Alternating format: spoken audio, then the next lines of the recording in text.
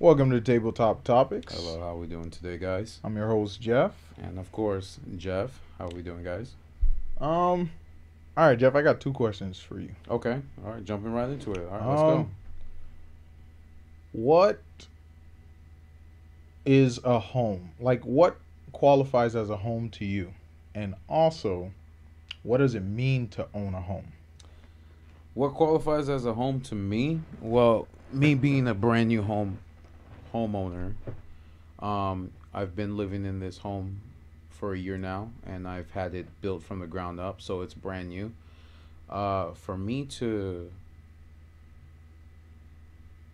be in this establishment right now, like we are in it, like this is I built the studio in it, in my home, and to be able to design it any way I want to, it feels like a piece of you, if you understand what I'm saying. Like it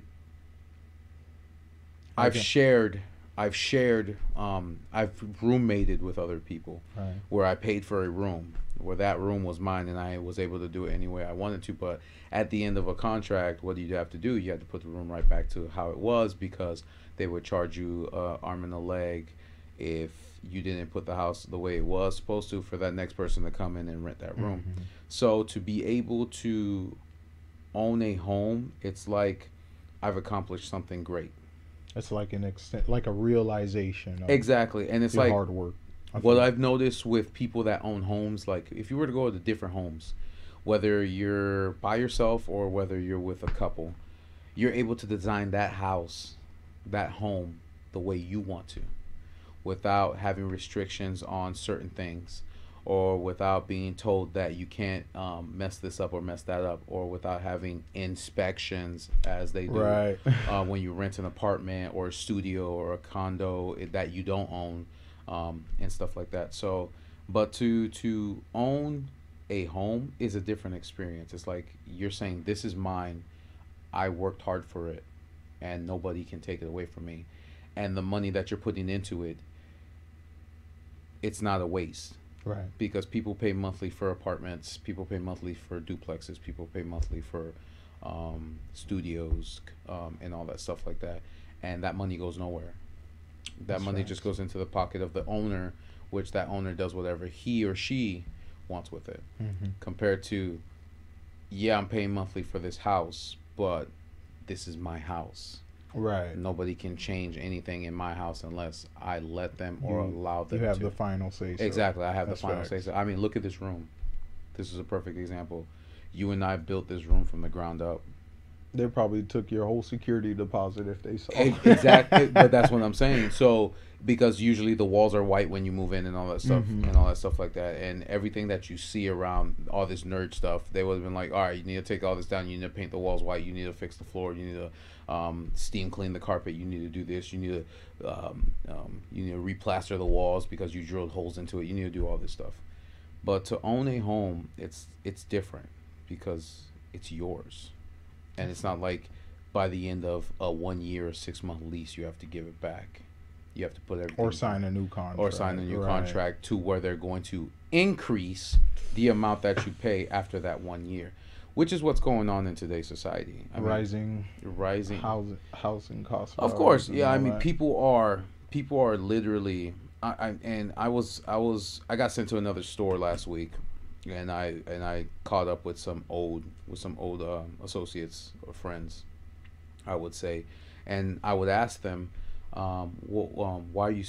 They're like, oh, my rent's going up, blah blah blah, this and that, and I'm like, okay, so why don't you guys look for a home?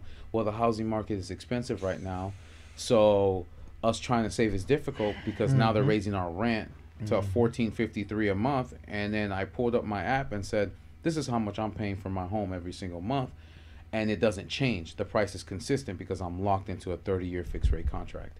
So unless my escrow goes up or something like that, Right, then right. that's a different story. Or my insurance goes up, then that's a different story. But other than that, I'm locked in this contract for 30 years, where it doesn't change at all, and it's my home. Yes, I'm paying the bank, but I can do whatever You can do whatever you want to it. I want to it. So, and then they were telling me, well, we are trying to save, but it's difficult when they're raising, When rent keeps when going rent up. keeps going up, and then pay is still staying the same. So it's difficult for us to save to try to move out this apartment. So we have to renew the lease because there's no place better than that.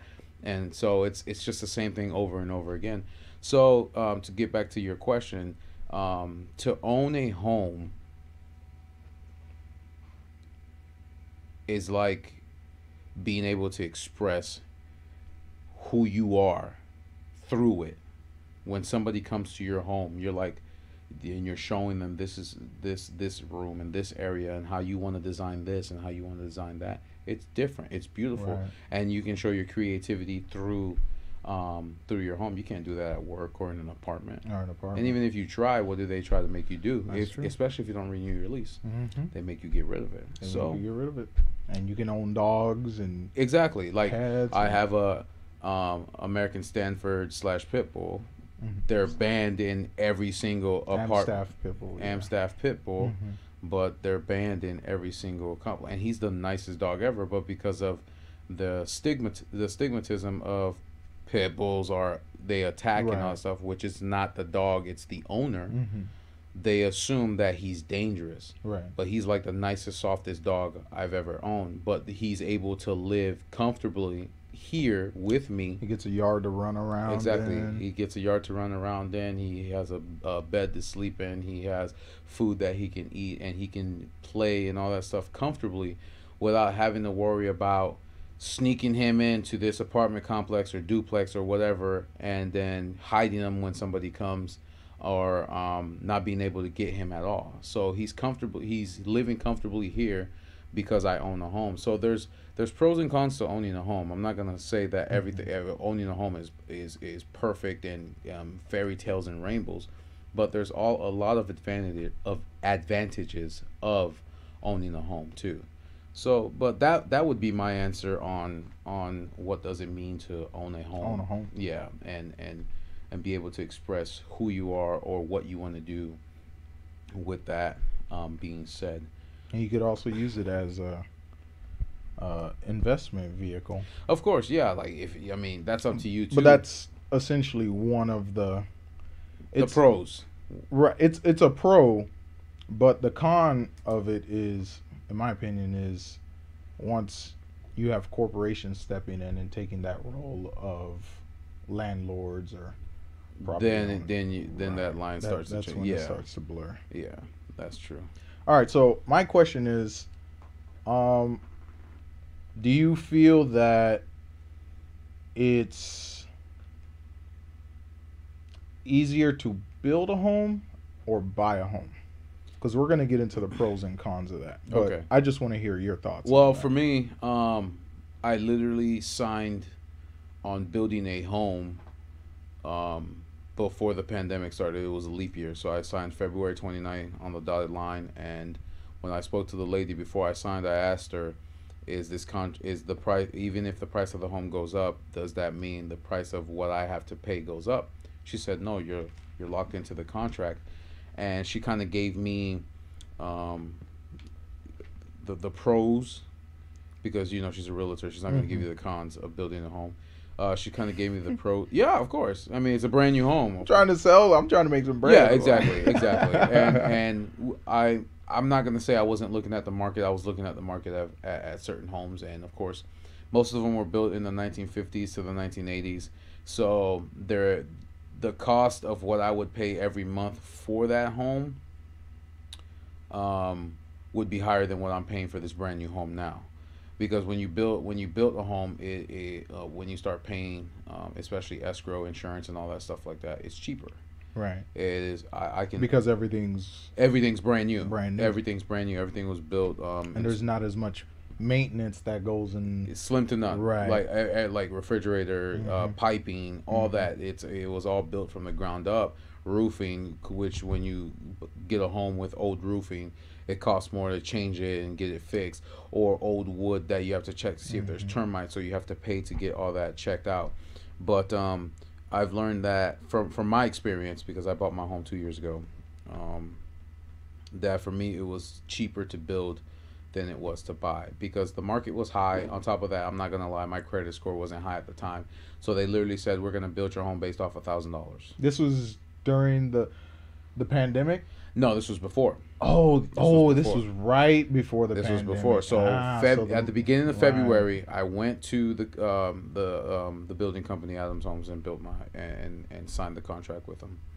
And then after that, I signed that contract. They said, we're gonna build your home based off of $1,000. You have 9 months to build your credit, which I did. And of course, we're in the home right now, so obviously I got it. Yeah, you got it done. Yeah, I got it done. So. It kind of gave me time, especially with a lot of people, because I know a lot of people's credit, especially in the United States, is not very well off unless they are born with God credit, or their parents. You're born into a good checkpoint or exactly, starting point. Exactly, or their parents sign them up for a credit card when they're a kid, so they don't know that they have a credit card until they get to that age. But yeah, I was able to do all that based off of that. So not only does it give you time to actually fix your credit and get things right so you can actually build the home, but like I said, everything is brand new.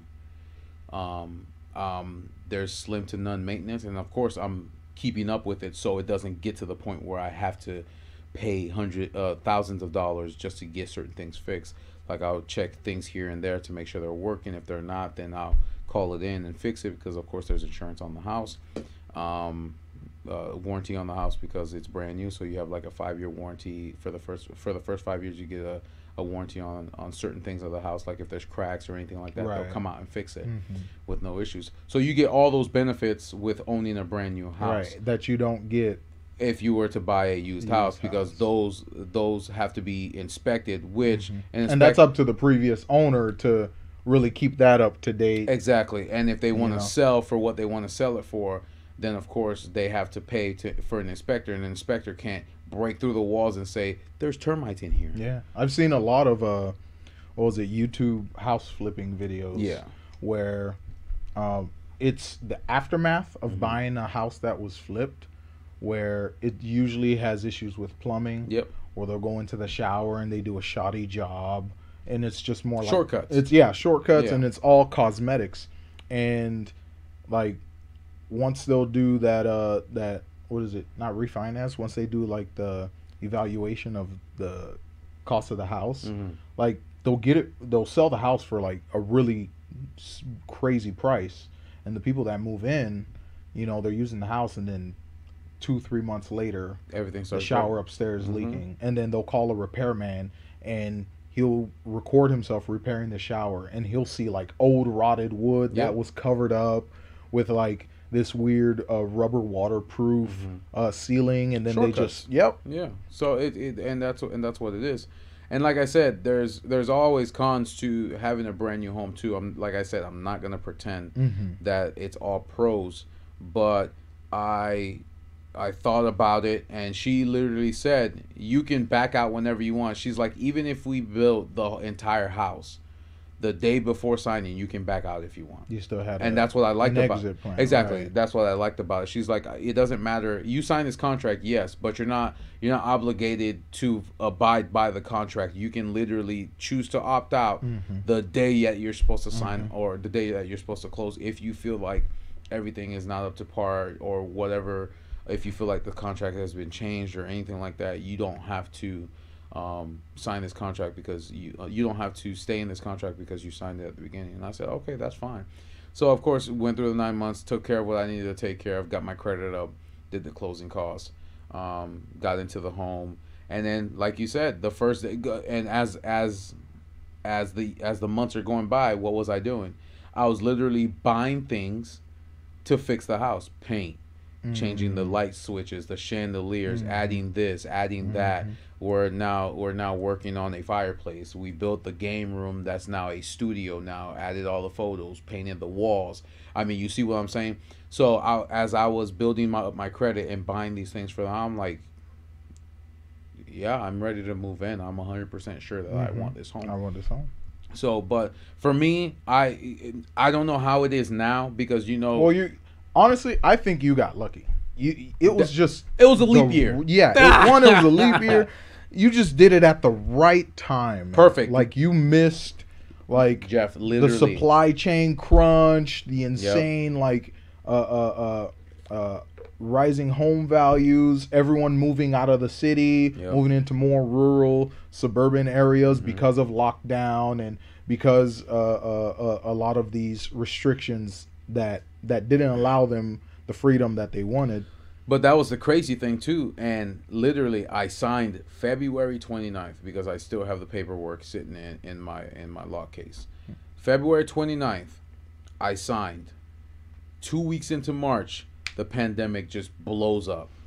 It was a little bit in December. It was nothing. You're hearing news about it for January, and then the end of February, I signed that paperwork, and then 2 weeks into March, it hits. Everything's going crazy. But then she told me all that she told me, even because she was like, "Oh yeah, even during the 2008 market crash, we were still running because it's a company all the way from 1990s." So from 19, yeah.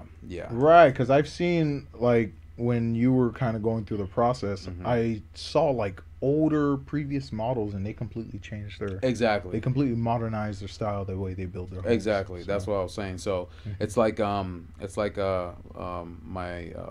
my buddy Tab, her girlfriend has the exact same home as me, but a different model. Like they have the old school plant shelf, which I don't because they updated that part, and she has regular LED lights where I have not LED lights. She has regular light bulbs, and then and you have the high efficiency LED fixtures, like these exactly. little tiny diodes, and then you have to twist them off. Them things bright, boy. They're bright, and Them then bright. they last years. So it's like I don't have to change them. So And your house is a lot more efficient. It is. Right. It right. is. You don't have to spend more money like modernizing your house because it's already modernized. Exactly. It's just fixing here and there to make it to how I want it to be. Okay. You see what I'm saying? So, but for me, I think building is cheaper than buying already built because it'll last you longer in the long run. Absolutely. Like our mom, she built. And She built. And that was 10 years ago, or almost. And she 10. just did a refresh. And she just did like a did touch up refresh on her house, and it's still good. Where other people, they're sitting there changing certain parts here, certain parts there, rotting wood here, ceiling there, old material. You know, you got to worry about asbestos. That period of time where they were building homes with Chinese drywall that was off gassing and essentially like rusting and messing up their pipes, and people were getting sick. You don't have to worry about that when you're buying a new house. No, exactly. So here's an article from Fortune.com. Its title is, it was written March 24th, 2022. Millennials have aged into the housing market at a worst possible time. Okay. So just by that title alone, what goes through your head? Is this something you can see, something you can experience? Because you're like one of the few in my age range. Yeah. In your age range. Because I think they're talking about the millennials from the 80s. Right. We're not talking about like younger millennials. Yeah, like who are like still I'm 90s, but the millennials from 85 and all the way to 89, they're the ones that are now aging into the housing market. I think it's because it's easier for them. It's going to be harder for them because you got to understand, building materials are insane. Through the roof. I mean, you go to Home Depot every single morning at 6 o'clock. It's packed Essentially, what they've called stagflation is exacerbating the cost of everything, specifically homes, and specifically millennials and folks in the workforce who are finally trying to take that next step. Because they've been told, hey, you work hard, you save your money, you can buy a house, da-da-da. That's what we're all told. That's what you're all told. Yeah. You know what I'm saying? The basic, go to school, go to college, get your education, get your degree, buy a house, start a family, blah, blah, blah. That's what we're all told. Right. But then now you're not really seeing, because a lot of people are either used to, I don't know about now, but a lot of people you used to see moving in with their parents because they can't afford it. A lot of folks ended up moving back in with their folks. Yeah, they either ended up moving back with their folks, or they ended up moving in with friends because it was cheaper to split an apartment or a house that you're renting than it was to actually buy and or own a home. And it was to save money. It was to save money, exactly. But and now rent's going up.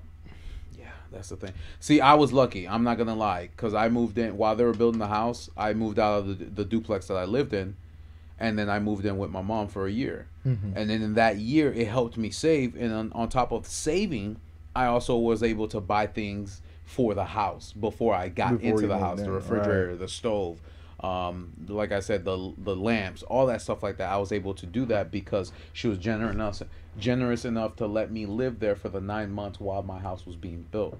And I appreciate her for doing that. Oh, for sure. Well, so, yeah, but that's what I've noticed with the market, with a lot of millennials now. Like I said, they're either moving in together or they're either renting or they're living with their parents. Or they're living with their parents, and it's like, okay, you guys want people to buy homes and move into homes and continue this housing market, but you're making it too expensive for them to even afford it. Exactly. Not everybody's a millionaire, people.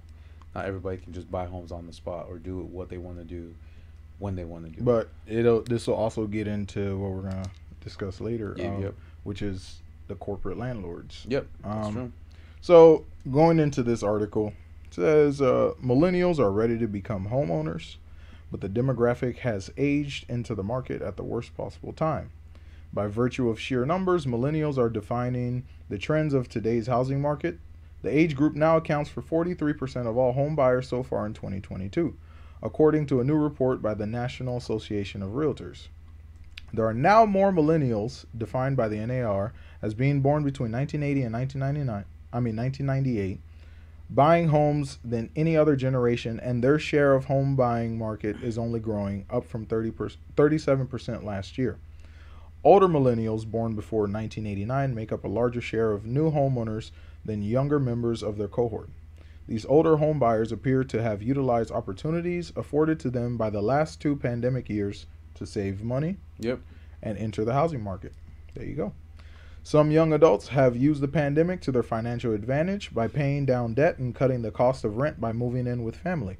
They are now jumping headfirst into home ownership.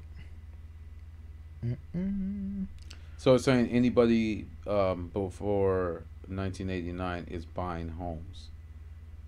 Right. So basically, my generation, the younger millennial generation, which is my generation, is not like you said, is not really right. They're just moving in with friends, or they're moving in back home with mom and dad because they cannot afford it.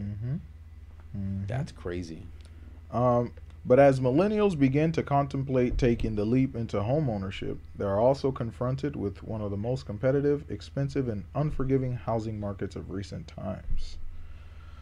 Housing prices have risen by nearly 20% over the past year, a record high, well above the 14% year-over-year increase in the home prices that was recorded shortly before the 2008 housing burst. That's nuts. So even at the peak before the housing crash, homes were at most 14% above cost. Cost. Damn, that's crazy. A low supply of available housing, influenced by inflation and supply chain issues, has coincided with a record demand for new homes. As low mortgage rates and pandemic-era remote work options drew more potential home seekers into the market, this fervent competition has led to the spike in prices home buyers are currently contending with, and despite their large cohort, millennials have drawn the short end of the stick. Well, of course. An intergenerational housing war. The second largest home buying demographic behind millennials, with a share of 29%. That's tough. Are baby boomers, according to the NAR. But while Gen Xers are and some younger boomers are hunting for larger family houses, they're trying to upsize. Baby boomers looking to downsize, and millennials buying their starter homes seem to be searching for the same thing: similarly sized and priced suburban homes. All right, so that leads into our next topic, which is boomers are pricing millennials out of the housing markets. That's crazy. Boomers able to build wealth from owning real estate. Gap to real estate assets is at $11 trillion. Yeah, that's wild. That is crazy. That's wild. Okay, so here it is, right? So right here, Self Financial found that the average net worth of baby boomers absolutely dwarfed that of millennials, with a gap in real estate assets standing over $11 trillion. That's crazy. That's the gap. That's a huge. That That's is not the a huge gap. gap. That's insane. That's a black hole gap. What you talking about, Jeff? See, and even then, like, they don't really even offer like ideas or solutions. So there still might be hope for millennial home buyers. Some housing markets have shown to be more welcoming. So you essentially have to look for an area. So that's potentially moving out of your city, moving out of your state to find a home to live in. Which a lot of people, which like I said, that brings us to one of our points. The fact that 1,000 people are moving to Florida every single week because they're realizing that where they're at is expensive. I'm gonna give you a perfect example. I went into when I was looking for homes before I decided to build, because I was looking at gated communities too. I'm not gonna lie. We went to a gated community in the area of Palm Beach. Nice area. Riverdale School's right there. Publix right next to it. All that stuff like that. So we went in, and literally this lady was said, these are the sample of the homes. They range from 135,000 to 250,000. The 250,000 was a 5-4, 2-den, upstairs, downstairs, and a family room. I'm like, wow, that's crazy. That's wow. For $250,000. Then she was telling us a story of a lady that lived in Rhode Island that had that same price, but it was a 3-2 with no backyard. So when she called down, because she's like, we're looking to buy a home. This is a perfect area. It's a nice area. There's a gated community here. There's a gated community there. Like I said, Riverdale High School was there. You had like I said, the Publix. You had the Winn-Dixie gas stations, all that stuff like that. So everything was convenient. Right. Everything was convenient. So she was literally telling me at the time that this lady decided that she was going to move down to Southwest Florida because the cost of living up there was nowhere near down here. She got the same price for a 3-2 compared to a 5-4 with 2 dens and a family room for the same price. The woman told me she put down $100,000, and she's on her way driving down from Rhode Island to Florida. She wasn't flying. She was driving down because she had to get all her stuff all the way down here. People are moving here because the cost of living compared to so much cheaper compared to their state. Because a lot of people here that has been here for a while are gonna say, no, the cost of living here is not cheap. It's expensive. It's going up. It's going up. It's expensive. But compared to people that lived Rhode Island, California, like those big New York, New right. Jersey, Ohio. I mean, all those states, they're very expensive. It's like a mass exodus. Exactly. Right. And then so they're heading into the cheap areas. Florida, Texas.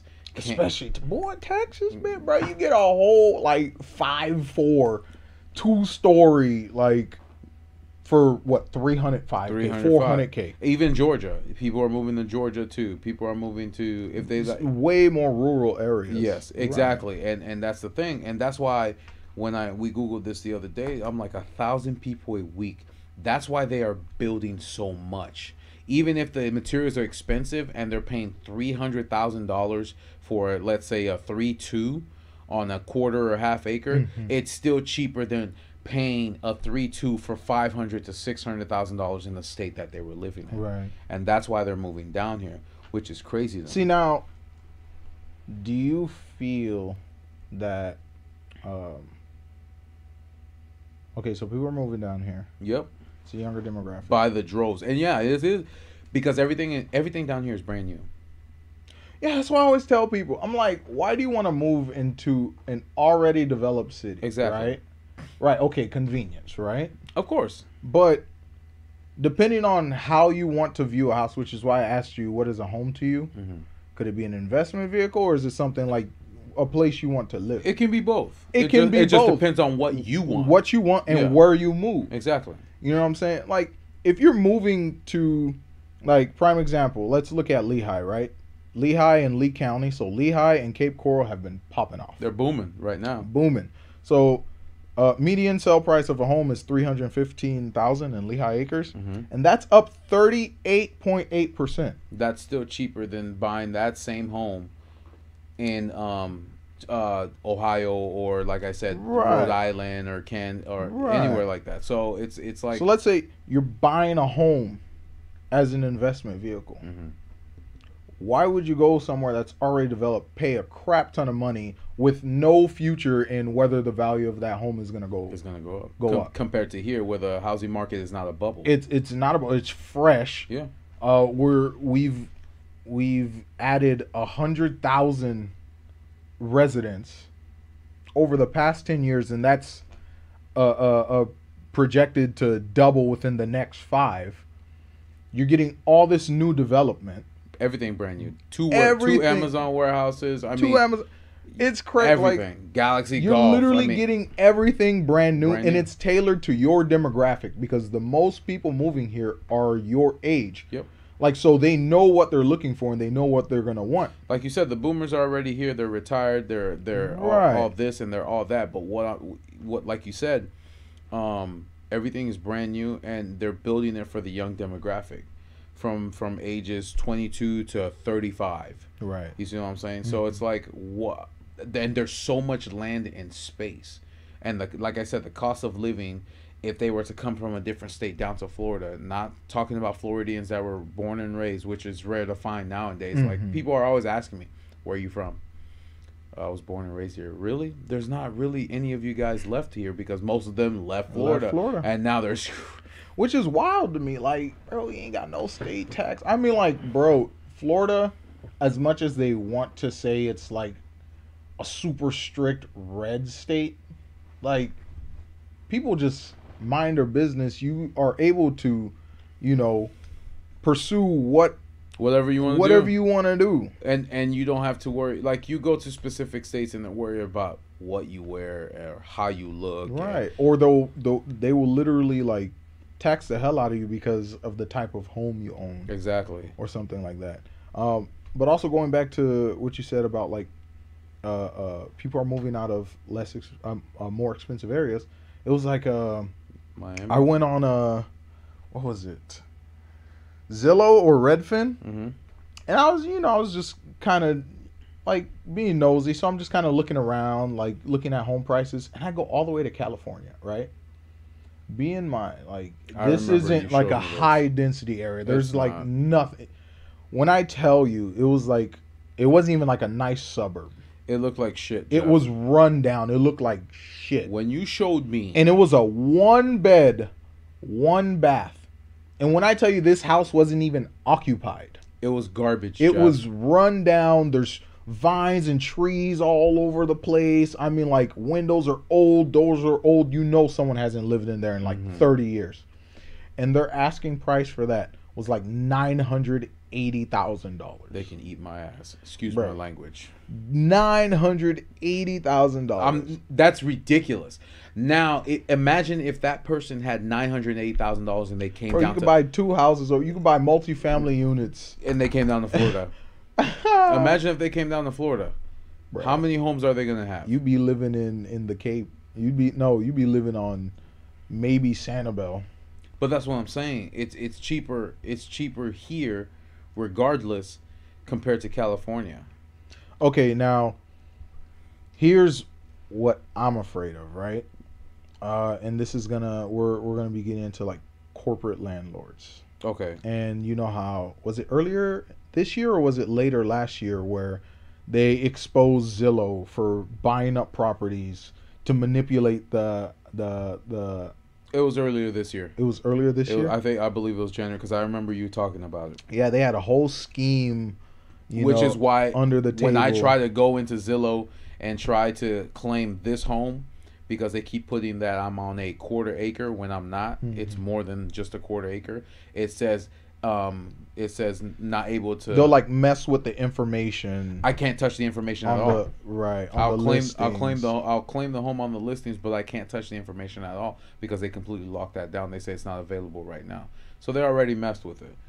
But and, go ahead, continue. And like they see it as an so like you see these low density suburban areas, and of course it's easier for younger folks to go out there, buy their own land, you know, buy a house, da da da. But now these corporations are seeing this, and they're buying huge swaths of land, building multifamily units, and they're only rent only, and they're renting to anybody. That's crazy. And how much is rent?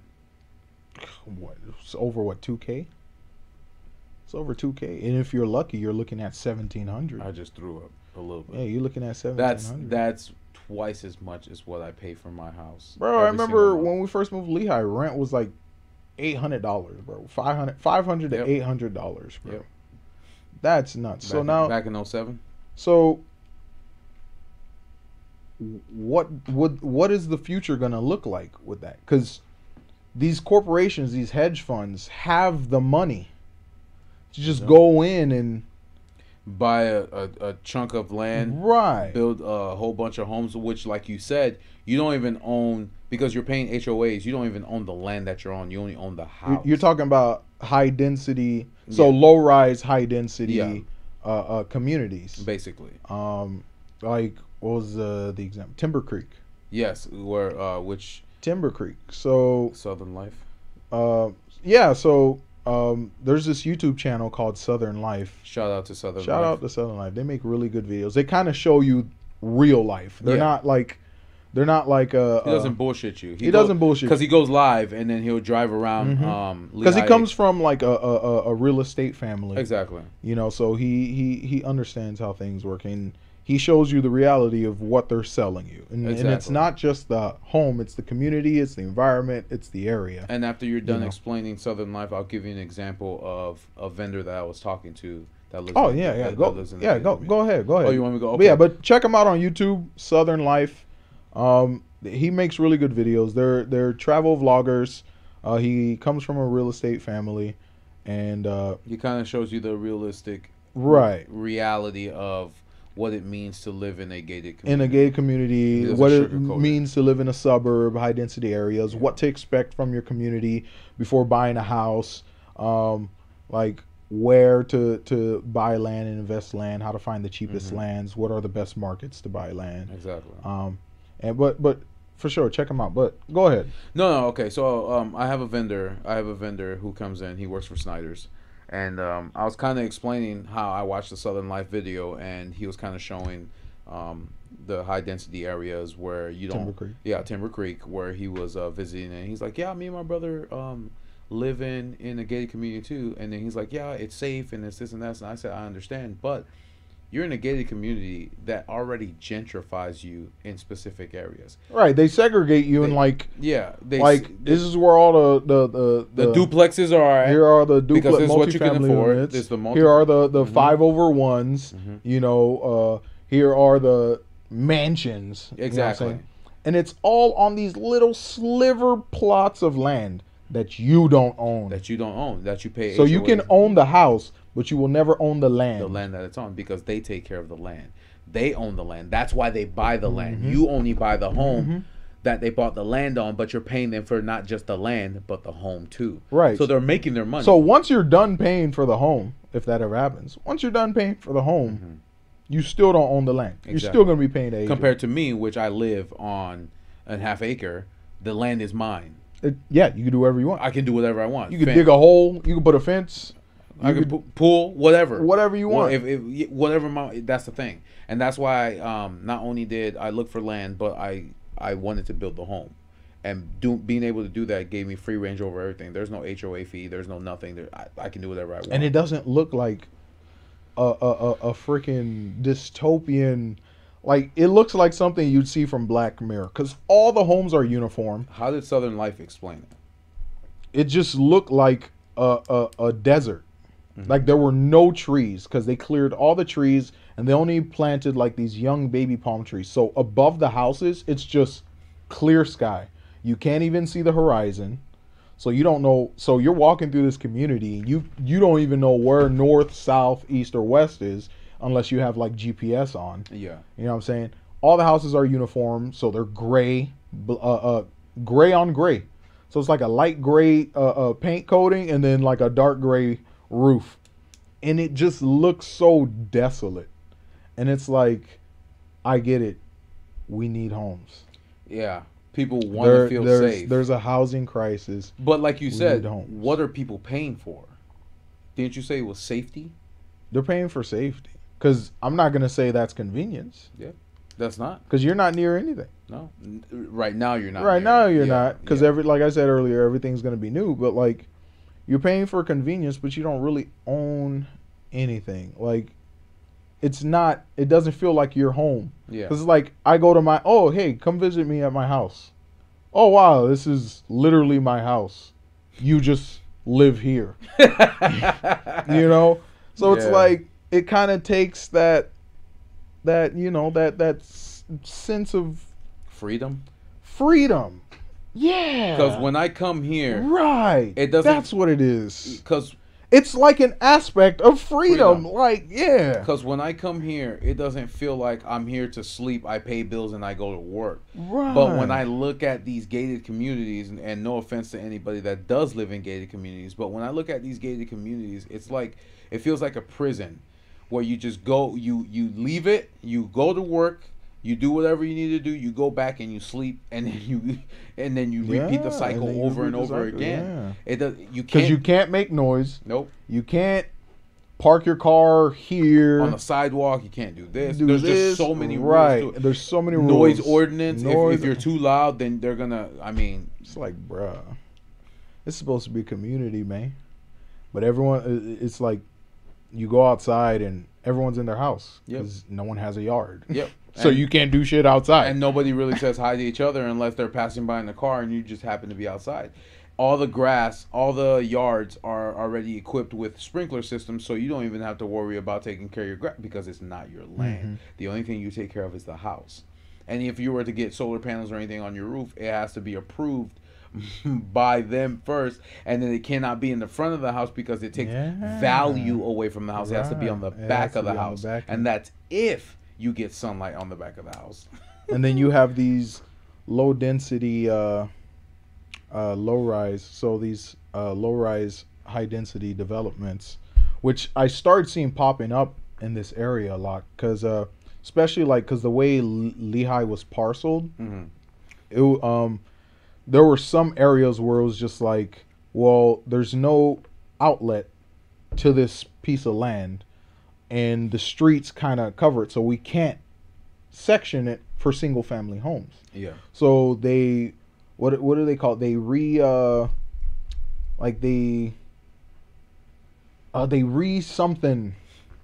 They re something to something. It's gonna bug you. Yeah, it's gonna bug me. This is like gonna be a 3 a.m. eureka. But the way they restructured the building code or something like that, they allowed for low-rise, high-density units, which I think is pretty solid. So, what would you say are the pros and cons of high-density housings and units? So one, no privacy. Even with curtains? Well, they're built out of shitty materials. Like I said, 5/1s. Yeah. It's like a solid base, and then every floor after that is wood. Yeah, because I've seen a lot of those. Right. They're building a lot of those, like in the Forum. Like in the Forum. They're building Colonial. Them everywhere. Because it's convenient because you have a shopping center right there, but at the same time, it's like... Ugh. And it's super cheap for the companies building it, and they can maximize on their profits because they can still charge you the same amount of rent. Yeah. You know what I'm saying? Damn. Exactly. That hurts. You know what I'm saying? So the pros? The pros of high density housing. Yep. The pros of high density housing. Oh no. This is no, those are prefab homes. Or no, yeah. So low rise high density housing. That is crazy because I've noticed they are building a lot of So the pros, you're a lot more connected. It's a lot more social with your neighbors. Yeah, because you're close to them. So it's like when you walk out your building, literally it's a house in the house, and then in the middle is like your... and they usually cater to you, especially with like mixed use node centers. Mm-hmm. You know, you usually have like a public pool that we don't really have to Playground. playground. Yeah. You don't have to really. So go you don't too really far. have to go anywhere too far. It's just Exactly. it's just the convenience on where it's located. Right. Besides, like just leaving to go shopping, I guess. But, Okay, so those are the pros. you know, you have a delivery, but the cons is you're still trapped in a rental contract. That's true. You see what I'm saying? And like I said, you don't have that privacy. You don't have that sense of ownership where you can do certain. For things. me, that was always my goal. That was your because mommy owned a home, and I watched how she slowly got that home built, got it together, all that, and then essentially, like I said, it's hers. So she's able to do, like, we're doing a lot of projects in her home right now, but to essentially be able to do whatever you want to do owning the home. But like you said, to be in a high density area, it sucks because it's never being owned. And the question is, once your contract is over, whether it be 6 months or a year, what happens? They either bring up the price or they keep it the same. So it's like 50-50, a flip of the coin. You never know what's going to happen. or they can. Yeah, that's usually what happens. Like that's usually how a lot of low income areas the demographic changes because usually in low income areas no one's owning a house, everyone's renting most of the time. And usually when like a huge company moves into town or something like that, like the people who work for that company are moving with them. Yeah. You know what I'm saying? So it's gonna require it also invites higher earning individuals. Mm-hmm. So once you see those higher earning individuals, you can make money off of them. That's true. You know That's what I'm the saying? thing. And So I remember we were doing the sorry, hold that thought. ahead. But I remember you doing the calculations on how much these corporate landowners are making per unit, because it's each floor. Each floor has 4, and then if there's 15 layers, and then you're on the average, if you're charging $1,700 a month per floor, which has 4 plus 15 layers, you times that. That's how much money you're making on it. And on average, they'll probably pay $3,000 a month for the entire complex, and then the rest of the money goes into their pocket. And that's just me. And the thing is, too, guesstimating. That's not an accurate depiction of what I'm talking about. I'm just trying to give you an idea of what that would be if they were to do that. But that's the thing. It's crazy. And there's usually like higher crime. Like that's just a fact. Yep. You know what I'm saying? There's usually higher crime when people are that close to each other. And you always find out that the people who rob you aren't people that live It's outside. your neighbors, boy. It's your neighbors. It's your neighbors. That's another reason why I did not want to move into a gated community or. They know where you live because they see you every single day. Especially if you're flaunting things that you shouldn't be flaunting in front of them too. Yeah, that's facts. All right, let's go to our. Ooh. You got more cons? No. Oh, okay. I wanted to go into like maybe we should change the way we build houses. Not build houses, but like maybe we should change the way we like obtain homes, how we parcel land and stuff so like that. our last bullet point, which is like prefabricated homes. Yeah. So what do you think the future holds for Gen Zers? Because Gen Zers ain't really on that. Let me buy a whole house. Well, I know that because they're still kids right now. They're still kids. Some of them are entering like the workforce, adulthood. Well, what I'm saying is when they hit my age and up, 31, because I'm 31. So when they hit my age and up, when they get to that point, do you think they're going to be looking at prefab homes, or do you think they're just going to continue what? It could be a little bit of millennials. It could be a little bit because once you can scale up, like there are a lot of companies who've scaled up, and you can find very affordable prefabricated homes. But once traditional building is obsolete, which is coming soon. Yeah. If you could build it out of in a factory, like mass produce it, and just add all the equipment in. Add everything, and all you need to do is buy a plot of land, put it there, get your water hooked up, get your electricity. So are you talking about something specifically? Well, there was one that they sold me because like me, I'm a real big fan of like small homes and prefab homes. So there's this Especially if you company. can add on to it. It's exactly.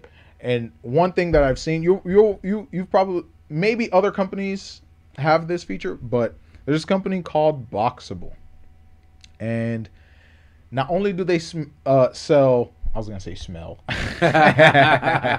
Not only do they sell prefabricated homes, the homes are also modular.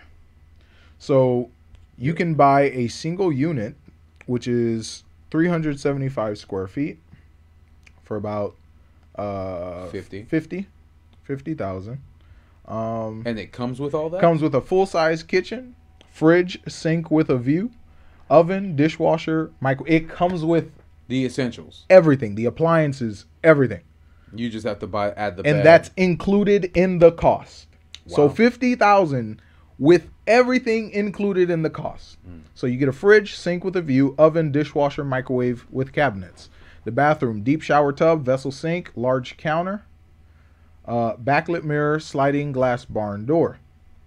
It's a 19 by 19 square foot unit, 375 square feet, 9 foot 6 inch ceiling, 8 foot huge doors and windows, wide plank composite floor, washer dryer, heating and air conditioning, ultra low utility bills, insulation technology, and included LED lighting, saving you money every day. This is included in the $50,000.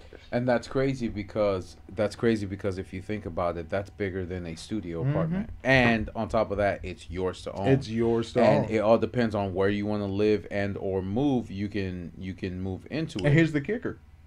Let's say you want to move. You're like, man, I just bought this house. You can just pick the house up, fold it, because it's modular, fold it, and just drive off And that's it. to your next area, set your house up, you're good to go. Check this out. It's fireproof, it's waterproof, it's windproof, it's insect proof. I'll be honest, I'm pretty sure, it's bomb proof, but you can't oversell it. Yeah, because you don't want somebody. It's like a fallout shelter. Exactly, somebody throwing a bomb in there and then nothing, and then it breaks down or something like that. Okay, And it starts at $250 a month. that's not bad. And then of course That's literally way cheaper then rent. than rent.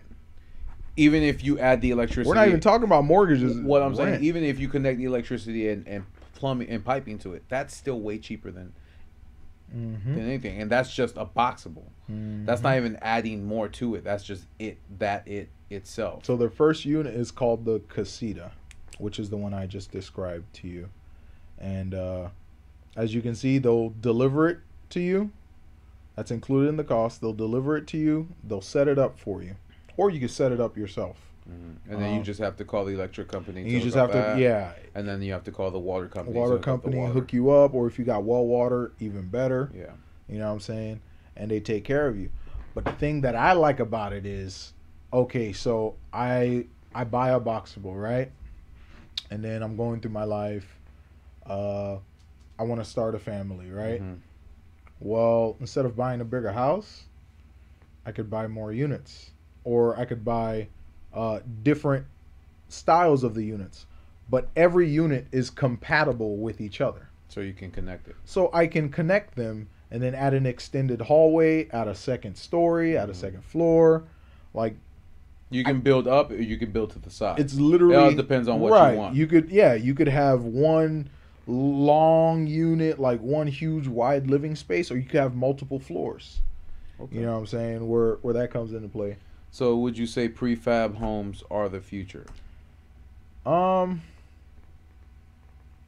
Man, That's the question. that's the question. Because you're not putting traditional building. No, you're not. And that's the Like- thing. You're taking away from the people who naturally build homes or have been Right. building homes since the But- beginning of time. I believe this could be a Gen Z route. Okay. Or any generation that comes after, because by then we've already gotten to a point where You know, we want more environmentally friendly building habits or building processes. We want that quick scalability, pump out houses because we need houses. We need homes. Of course, and that's which is why the value of everything is so high because like people are making money, boomers are trying to downsize, but they're not going to cut costs for you because of course not. Yeah. Because this is your first home. No, that's something they've worked on their whole life. That's their I guess pride and joy, and they're not going to sell it for less. And they actually want to retire with something in their pocket. Right, they want to retire with something in their pocket. So with prefab homes, not tiny homes, because tiny homes, just because they're small doesn't mean they're cheap. Yeah, exactly. Because there's a lot into refurbishing a tiny home to not only make it safe, make it efficient, and like build it up to code. But with prefab and modular homes, and then of course you also got 3D printing.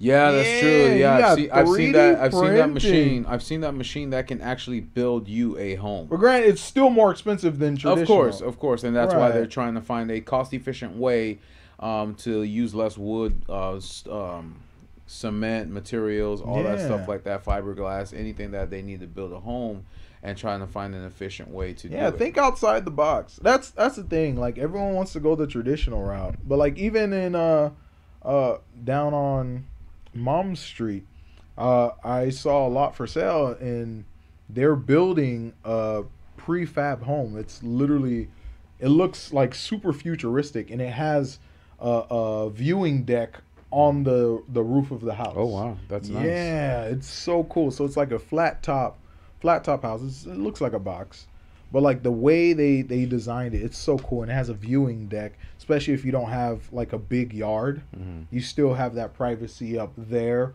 or you have the space to do what you want. That's nice. You know what I'm saying? So I don't know if it's gonna be safe for kids. Probably not. They're probably just gonna have to put like a metal railing just to get them not to get there. But I have one more question for you before we end this, because I know that you are thinking about buying a home before you hit your 30s. Yep. And do you see yourself, like I said, because I know you're interested in the boxable, do you actually see yourself being able to purchase a home coming up pretty soon? Because I know you are a younger millennial than me. I believe I will, because I'm not following the traditional trend of, like, I can have foresight to understand what issues will arise in the broader market versus the way I want to live. Plus, you've seen Mummy buy a home. Right. And you've seen me buy a home. Right. So whatever mistakes that we both have made, you're going to try I can learn from those. Right. And try not to make them yourself. Okay, I understand. And for me, I'm not an extravagant person.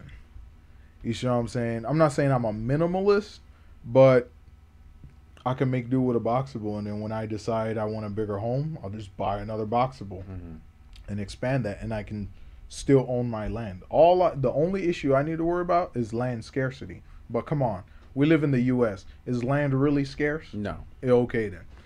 But if it's being purchased by all the corporations. But if it's being exactly. So it's like you got to get yourself a piece of land before that happens. Buying 300 to 1,000 acres and then just here's all these houses, no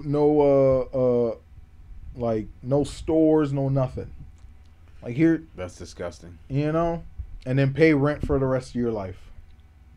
I mean, is that what you really want? I don't think that's what anybody really wants. No, absolutely not. Even your friends, even the ones that Absolutely are not. 2-3 years younger than you, I guarantee that's not. You know Their what I'm goal is to get a house, a home, something that they can call their own. Right. They don't. I didn't want to rent for the rest of my life, because when I was in the duplex, I in just 1 year dished out $13,000. And that's what. That's insane. That's a down payment. That's more than a down payment. That's insane for a new one. That's crazy. Who does that? That's crazy. Obviously, everybody, yeah, but You I'm know what just I'm saying? saying But it's it's hard to get into the it market is, to and I'm not buy saying a it's house. easy. It's like it. Because you're essentially, before it was, okay, how property goes on the market, and this was before this thing happened, this crisis happened. And it would be on the market for like 36 days. And the first offer would usually get the property. Yeah. You know? So a couple weeks ago, mom was on the phone talking to her agent, and she's like trying to buy up new properties, and the listed price is there. So, you know, she's a little generous, so she'll, you know, name a price Mm-hmm. a little bit above, you know, the asking price. And they told her, well, we already have someone who offered double. And it's like, well, why is it still listed at that? Exactly. You know what I'm saying? Like, it's now a bidding war To whoever can pay the most. to whoever can pay the most. And you don't know what the outlook of the area is. Yeah, that's true. You know what I'm saying? Like, the people I feel bad for were the folks who came here right before the housing crash. And they built these beautiful single family homes. And the area wasn't developed. It was broken roads, like torn up roads, shitty plumbing, like everything looked like crap. There was no street lights, but you had that vision of, okay, I'm here first. I can maximize the value of, you know, my house or the area that I'm living in for the future. And then crash happens. Damn. And multifamily units start flooding the area. You see what I'm saying? Yeah. A lot of these landlords or investors, property investors, just start building multifamily units everywhere, duplexes, triplexes, like, and surrounding this person's house.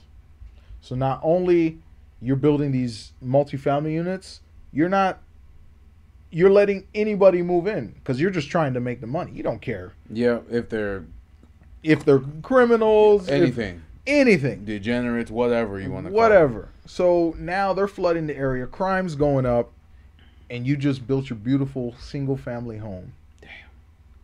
You know what I'm saying? Like, it's not even just, you know, looking at the prospect of, or the outlook of where the value of your house is going to go. It's like, where's the community going to go That's true. in 5, 10, 6 years? How do you know you picked the right area to move in? You don't. You don't. Because for me right now, there's only 3 houses on my street and it's quiet. Right. But I know 5. But what, 9 out of the 12 lots out here just recently sold in the past 5 months? Exactly, and that's what I'm saying. So I know it's going to become a busy street. Right. So But they're not multifamily units. They're not. It's all being built by the same company. Yeah, exactly. You know what I'm saying? And that's what I like, because I don't want multifamily units where I'm at. Because what they're doing is they're buying the land and then selling it to you with the house. Yes, exactly. You know? And that's kind of what the deal I got with that too. Right. So, but yeah. So they won't allow any other homes to be built here.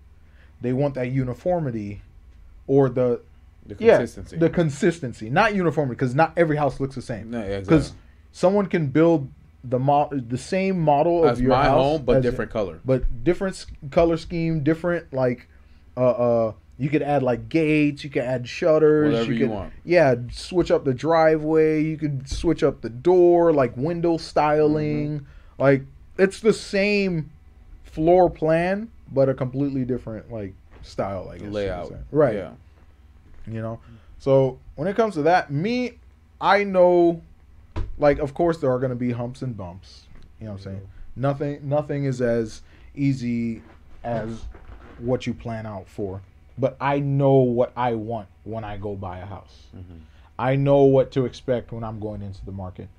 I have friends who understand the market that I know I can go to. Of course. You know, shout out Brad. Yeah, shout out to Brad. I love you, bro. Gonna get you on. I can't wait to get you on this show. Yeah, man. you're gonna literally explain. You're gonna dissect this for You're us. gonna explain to me everything that I said wrong here, but it's neither here nor there. But Yeah. yeah, so like I already know I set expectations. Yeah, exactly.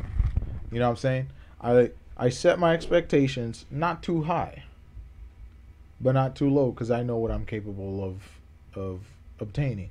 But within those expectations, that's how I'll move my money, my investment, what I'm looking to buy, what properties I'm looking to buy. If I have, if I want to build a multifamily unit and become a landlord, and use that as an investment vehicle, and then decide, okay, I don't want to own this anymore. Let me sell it, or let me just, Which a lot of the older people are doing. which they're doing, but it's crazy, man. Like you selling me a house built in 1985. So before we leave our viewers, what do you take away from all of this? Let's go back to Streamlabs. What am I taking away from all this? Yeah. What? Jeez. That's the thing, because like I said, I mean, we hit a lot of bullet points in the beginning, and it's like the housing market for millennials, like, and future generations, not just us, but the future generations, because I know our generation has already. I feel like it's like risk management. Because like, let's say you want to buy a house in this market, right? Let's say you're my age or younger, and you want to buy a house. The value of houses are insanely high, but we've been in this Goldilocks zone of like markets, like across the board for the past 10 years. Yeah. So let's say I paid $350,000 for my house, and then something happens. You know what I'm saying? Well, I'm tied to that $350,000, even though my house is worth $100,000. So even though the value goes down, you're Exactly. still paying that same amount. You see what I'm saying? And there's no opportunity to refinance. There's no opportunity Because your house is worth shit. Right. It's that risk management. So if I start off with low risk, which is a boxable, High reward. I get high reward. I can what was it? Wage my risk and my prospects of expanding to get a bigger home. So I can pace myself. Yeah. So I can say, okay, I started off with this starter home, right? And then I want a bigger home. Well, I don't need to go find a bigger home. You just add on to the home. add on to the home. Yeah, that makes sense. You see what I'm saying? So I'm keeping my risk within my means. Instead of trying to go into a more aggressive market, buy a cheaper home, trying to outbid people, getting priced out the market, changing demographics, shit like that. Like, let's say 20 years down the road, my area is now a high crime area. You can just get up and leave. I can just pack up my house and drive away. That's nuts. Yeah, you're right. I agree. It's a different way of thinking about home. Yeah, it is. And that's why you said it's going to be more of the younger Gen Z. Right. And the younger Gen I can Z. take my life and my lifestyle, pack it up, and go somewhere else. Yep. And all you need is land. Yeah. And there's an abundance amount I of it. go to Alaska, get like 30 acres, put my little tiny 4x4 brick. You know what I'm saying? Yeah. Like, it's the freedom. Like, a home is, in essence, like an extension of the freedom you have to, obtain and achieve and move forward and, build wealth and stuff like that. And like you said, it feels like a step towards something bigger. Right. Instead of being landlocked or in a contract and then just redoing that landlock in the contract, and it's like, what are you doing? What have you saved? Make the process easier. Exactly. And you'll invite a lot more people into the market. Exactly. You know what I'm saying? And then you'll have companies competing for modular homes, prefab homes, cheaper housing, better material, better building structures, like with this boxable. If I want to live in Florida, we got hurricanes. I don't got to get worried about. It's fireproof and waterproof. Yeah, fireproof, waterproof, windproof. That's perfect. Bug proof. You know what I'm saying? Let's say I go to, Washington in the winter, well, it's super insulated. It's high efficient. You know what I'm saying? Mhm. Like, it moves with me. I can take my home. Like, that's a idea, a concept. Like, I feel like people need to process Yeah. and start understanding. Like, this can be a reality, and it is a reality. Yeah. We're just in the infancy. You know, this is a reality. Well, like you said, you don't have everything- to. Okay, man, now I gotta think about where I'm gonna move, so I could live there for a quarter of my life. Well, like you said, everything takes time for people to accept. Right. But yeah, I kind of Right. just wanted to get your take No, on. that's understandable. Take Like in I your process. I'm just telling you. Because I got there and the Right. process was long, and I'm not gonna say it was easy. It was a little bit difficult, but I had help along the way. But I was able to get it, take care of it, do it, and then now we are here, right now. Right. And of course, there's still a lot of work to be done, even though this home is brand new. Because there's things that I want to do the way I want to do it that isn't there yet. So it's like, to be able to say that and do that instead of saying, well, I can't touch this wall, or I can't put this in here, Or you can't be too loud. or I can't have this Right. specific dog or cat or animal that lives here, or I have to pay just to have an animal there. It's just a lot. I mean, it doesn't make any Right. sense. Yeah, it's a lot. So it's like, it's just trying to make it easier. They need to find a way to make it efficient and easier for not just my generation, but the future generations to be able to own and or buy a home, because Because it goes back. Go ahead, finish. no, well, because the way they're heading is they're just gonna put everybody in a cube or an apartment building or a duplex, and then they're And just you're gonna be renting for life. for life. Exactly. Renting it's for never life. gonna be your own. Like, it doesn't have to be that way. Like, we don't have to accept the fact that these companies are buying up all our homes and telling us what to pay. Exactly. You know, and that's just a sad reality of it. And it's gonna take a while for people to see, because they see what their parents did and they want to do what their parents did. Yeah. And what their parents did before. And of course, they're gonna keep telling them the same thing. You do this, this will work for you. Meanwhile, the reality of it is, it's not. No, it's not. It's not. It's even the process You know for what I'm you saying? getting a home Yeah. is more different than me getting a home. It's not. And this is going to, I feel like at some point there's going to be like a whole lost generation, or the generation that never did. Yeah. You know what I'm saying? And you know, I'll just say one more thing. It just goes back to the whole, you'll own nothing and you'll be happy. Because all the corporations own everything. And you're just giving the money To the corporation. to the corporations so you could live You a make comfortable make life. money from the corporations, and then you just give your money to another corporation. And Right, you're just because they're going to comfortable. buy up all your houses. Or, you know, I don't know, man. Damn, that's crazy. I don't know. But all right, so We'll just leave it off on that. we will leave it off on Yeah. that, because I mean, our we will come back to this. I really yeah, want to come definitely. back to this. especially Brad. Yeah, I'm going to have my boy on here. I really want to come back to this because he will give us the detail, the nitty gritty. Of He'll everything. give us the numbers and everything. Yeah, but well, we are signing off. Thank you guys again Absolutely. for meeting us at the tabletop, Appreciate you guys having coming through. a in-depth discussion about the future of home buying and the direction that we see ourselves going in the future, whether it would benefit or hinder us.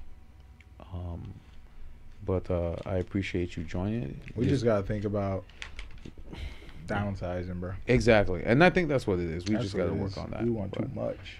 but, People want too much. Yeah, and that's the thing. We buy what we don't need. And living above our means. We live above our means, and we buy what we don't need. But I'm gonna be a multi-millionaire. My little 9x9 brick. Yep, wearing flip flops and shorts Stop playing. everywhere you Wear go. my gym shorts, tank top. Boy, I'm gonna be bumming. Yep. All right, y'all. But thank you guys for meeting us at the tabletop again. I am signing off. I am Jeff. And I'm Jeff. And you guys have a good night. Absolutely.